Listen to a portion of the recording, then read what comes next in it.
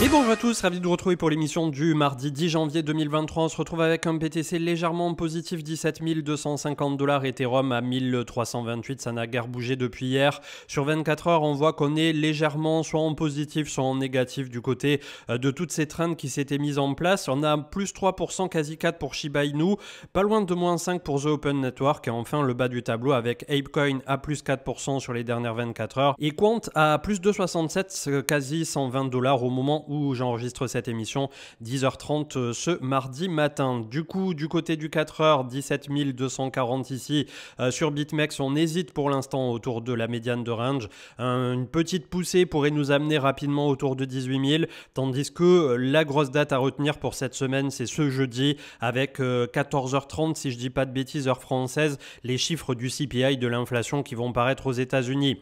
Crypto Fear and Greed toujours dans la peur 26, mais il ne bouge quasiment plus. Le social index sur Up et les ordres de marché ce matin 10h30 donc en recherche d'achat, et on voit que ça se passe plutôt du côté de Coinbase en ce moment, les murs et qui sont positionnés autour de 17 000 à 17 400 $.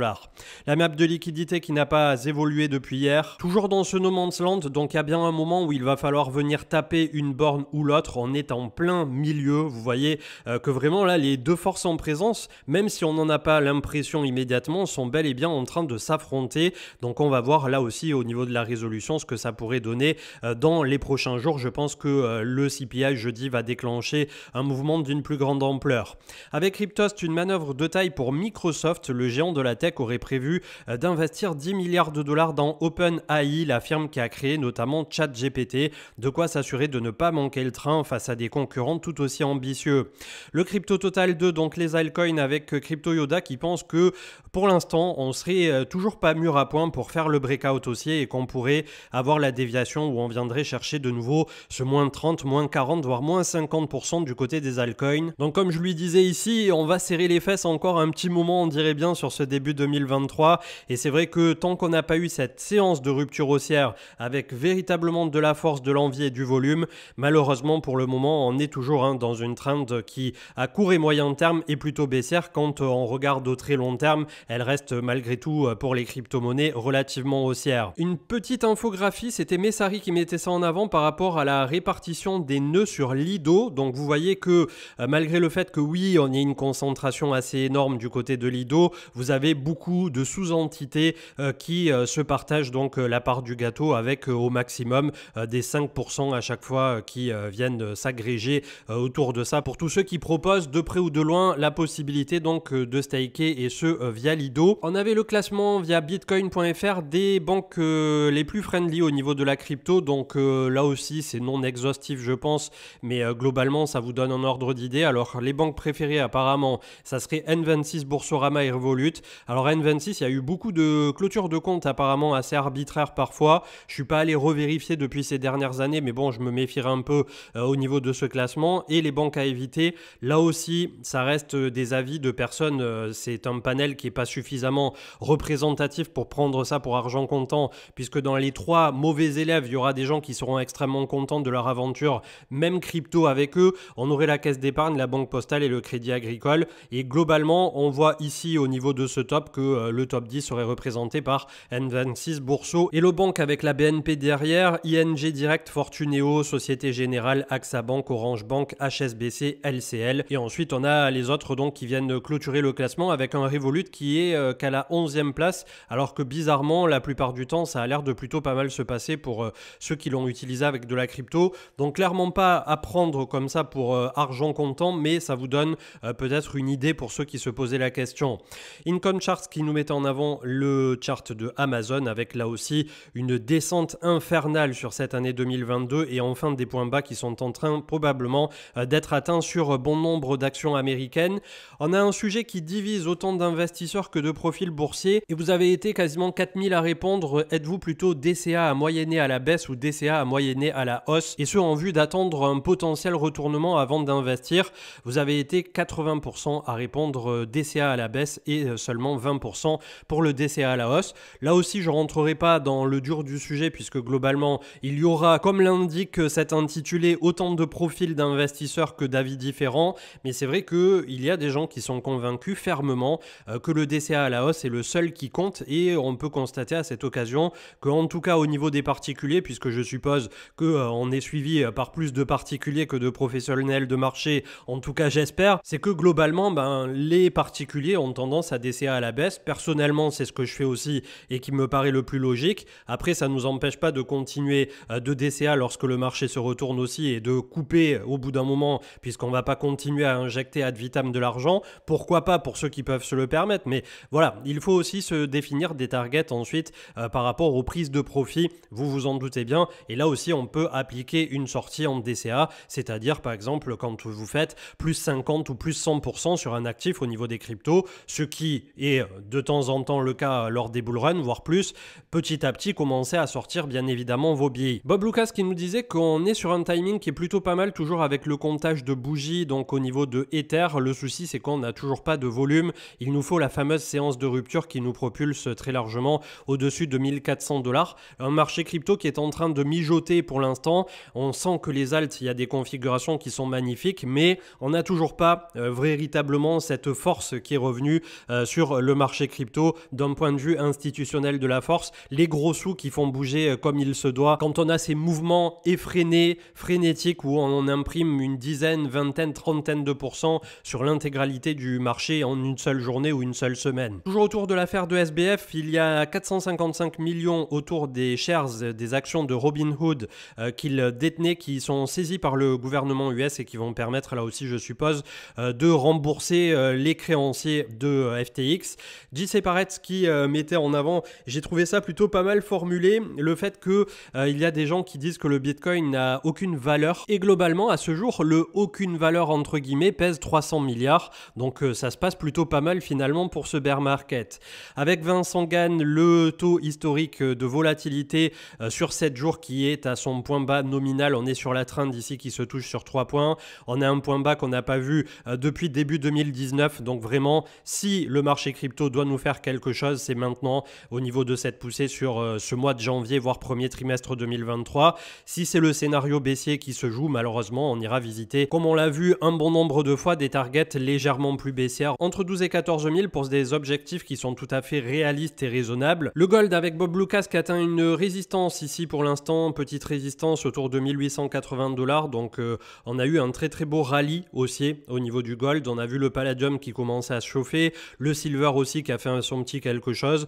Est-ce que c'est le moment désormais? Je ne pense pas de courir après ce train, mais je pense que malgré tout en 2023 ça sera bien de garder un œil sur les métaux précieux, un peu comme on le garde surtout l'ensemble des autres marchés. On avait Bit Harrington qui mettait en avant tous les prix de façon agrégée avec le balance price qui serait autour de 14 400 $, le CVDD autour de 17 200, le P-Cycle à 18 000, le parabolique SAR en hebdomadaire à 19 200 et le prix réalisé qui est actuellement à 19 736. Donc en gros il disait, pour résumer, il nous faudrait renverser la polarité au-dessus de 20 000 $ et je pense que c'est un très bon résumé.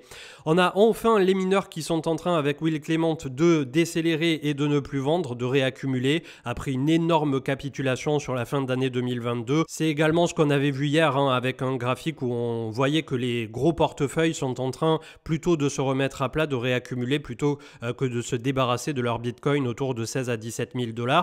On avait les BTC collatérales sur les échangeurs avec Willy Woo qui démontre aussi d'où est parti l'argent pour aller vers où. Donc on a FTX avec moins 97, Bitstamp qui a reculé de moins 67, Kraken et Gemini de moins 50 approximativement, Crypto.com de moins 24, Deribit de moins 30, Coinbase de moins 26, Bybit de moins 21, KuCoin moins 14, BitMEX moins 15. On a HitBTC qui est à l'équilibre à 0%, Binance qui a repris plus 4%, Bitfinex plus 19 et enfin OKX qui est le champion, en tout cas à court terme, sur les 2 derniers mois à plus 34% au niveau des BTC qui sont détenus sur les adresses connues et publiques.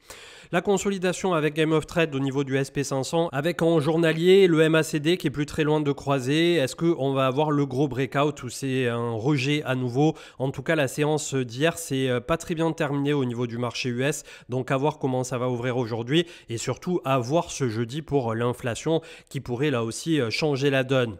Un post intéressant de Axel de Hawk Invest qui est une présentation donc sur les minières aurifères.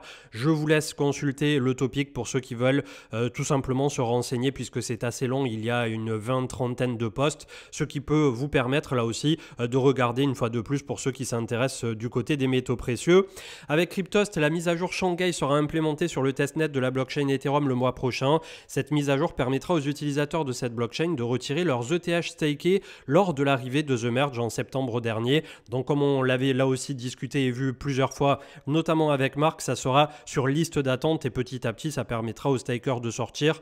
J'ai aucun doute sur le fait que les personnes qui ont staké à l'époque même de l'Ether à 200, 300, 400, 500 dollars ou que sais-je, même ceux qui l'ont eu au prix plancher de 80 dollars n'ont pas forcément immédiatement envie de tout bazarder à 1200 ou 1300 dollars. Probablement qu'il y aura des prises de profit, mais franchement, vu le momentum de marché qu'on traverse, où nous sommes plutôt dans une phase d'aplat et de rééquilibrage et de désintérêt aussi, les personnes qui ont bloqué 2-3 ans en arrière, je vois pas pourquoi ils resteraient pas pour 2-3 ans de plus s'ils croient dans le réseau Ethereum, et c'est plutôt comme ça que j'anticipe cet événement. LTC qui continue, donc la très belle poussée qui pourrait nous conduire à terme autour des 100 dollars, je reviens pas dessus puisqu'on l'a discuté là aussi sur la chaîne un bon nombre de fois ces derniers jours. On a le point sur le DCA de janvier 2023, donc on est à moins 5 pour Ethereum et moins 15 quasi pour Bitcoin avec une perte totale juste en dessous des moins 10%, sachant qu'entre-temps, depuis mi-2022 que je fais ce DCA et qu'il avait été commencé autour de 30 000 dollars sur Bitcoin et on met 50 dollars par semaine sur Bitcoin et sur Ethereum, on avait tout simplement entre moins 45 à moins 48% sur les deux actifs. Donc globalement, se prendre un moins 10 comme ça par rapport à ce qu'on a traversé avec FTX, avec Terra et tout ce qui va bien, je suppose que ça démontre d'ores et déjà que le DCA est une solution au long terme qui est plutôt pertinente en tout cas. Cryptost, la Banque de France souhaite réduire encore le champ d'action des entreprises crypto en amont de la réglementation MiCA. Selon le discours de son gouverneur, les sociétés pourraient être forcées à disposer d'une licence pour exercer et le 24 janvier, on aura le vote par rapport à l'agrément PSAN, c'est-à-dire c'est le gros niveau 2 pour les sociétés françaises liées à la crypto. Ça risque de piquer et j'espère vivement qu'il y aura des contre-pouvoirs ou des contre-voix qui s'élèveront pour permettre là aussi de faire la part des choses et de ne pas avoir une régulation qui vient complètement couper l'herbe sous le pied malheureusement à toutes ces entreprises françaises qui ne demandent que ça, qu'à se développer positivement dans ce domaine. L'analyse technique, on va aller très très vite pour ne pas se répéter par rapport à hier. On a le crypto total à 810 milliards ce matin, moyenne mobile 20 à 850, 860, moyenne mobile 200 à 960, 970. Celui du crypto total 2 des altcoins, juste sous le cluster des moyennes mobiles 200 et moyenne mobile 20 qui se trouve autour de 480 à 500 milliards globalement. Hier, on voit qu'on s'est légèrement fait repousser. C'était également ce qui s'est passé du côté du marché US. On va le voir dans un instant au niveau du SP500. Donc le Bitcoin qui est en train de nous faire un double creux juste sous le pivot des 18 000. Juste au-dessus, après, on a la moyenne mobile 20 qui nous attend à 18 300. On a le RSI également. On arrive sur une zone dure ici autour de 40-41 en hebdomadaire. Donc c'est vraiment un peu ça passe ou ça casse à court terme. Et le seul juge va être le CPI, je pense, ce jeudi. Donc le SP500, comme je vous disais hier, on avait la bougie hebdo qui commençait à pump, qui s'est fait repousser immédiatement. Donc là aussi, à court terme, comme on l'a dit lors du live Twitch hier, vous avez d'ailleurs l'émission qui est disponible en replay du côté de la chaîne secondaire. Je vous mets le lien en commentaire et description. C'est toujours pas le retournement de marché, c'est toujours pas le to the moon, le machin. Pour l'instant, c'est un tout petit rebond technique dans lequel malheureusement on vérifiera au travers des prochains jours de si on ne se fait pas immédiatement punir. Ethereum pour sa part 1331, il est déjà lui au contact de son cluster, donc vraiment on a une configuration qui est explosive ici. On ne serait pas dans un marché dégradé. Je serais le premier enclin à vous dire ça y est, cette configuration, c'est sûr qu'on va dégoupiller au nord. Malheureusement pour l'instant, le macro ne joignant pas les bons fondamentaux qui ont continué à se développer au niveau du marché crypto, on marche encore sur des œufs et il faut se montrer extrêmement prudent à court terme. DXY sur le support descend 3 points pile poil, donc pour l'instant là aussi le dollar qui va décélérer à la baisse, il ne faut pas s'attendre à ce qu'il traverse immédiatement, je suppose en tout cas. Et on finira donc avec la Bitcoin dominance qui est à 41, qui est en train de travailler la moyenne mobile 20 en hebdomadaire et qui là aussi pourrait bouger consécutivement au prochain gros mouvement du marché crypto. Donc comme d'habitude, on est déjà sur des zones d'opportunité, on est sur des zones long terme et tout se goupille plutôt pas mal pour ceux qui accumulent pour du long terme. Malgré tout, il ne faudra pas immédiatement penser que c'est parce qu'on est autour de 17-18 000 que ça y est, tout est gagné. Vous avez vu que le chemin sera encore long à parcourir et au niveau du Bitcoin en tant que tel, on a encore beaucoup de zones à venir travailler avant de parler d'un quelconque retournement. Je vous souhaite une excellente journée et pour ma part, je vous retrouve demain du côté de YouTube. Et vous avez donc le replay de l'émission de Twitch d'hier sur la chaîne secondaire, 1 heure approximativement. Comme je sais que vous êtes beaucoup à le réclamer en règle générale, voilà, on va les remettre systématiquement, mais plutôt sur la chaîne secondaire pour pas avoir des gros formats comme ça. Je sais que vous préférez juste les 15-20 minutes de la quotidienne. Très bonne journée et à plus tard. Ciao, ciao.